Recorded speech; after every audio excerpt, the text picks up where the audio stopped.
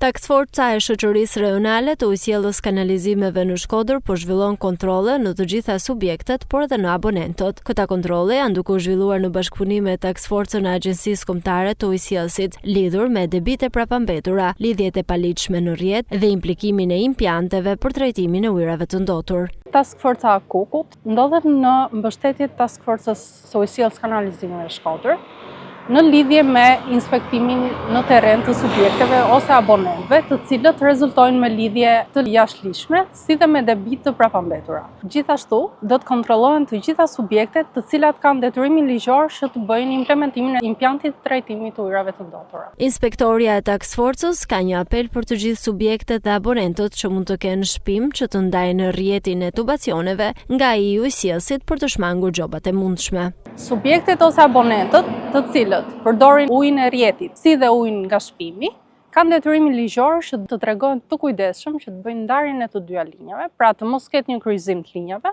në mënyrë që të shmangin masën administrative. Qëllimi kryesor nuk është zhovënia, por bashkëpunimi me subjektet dhe abonentët familjar, shprehet inspektoria e AKUK.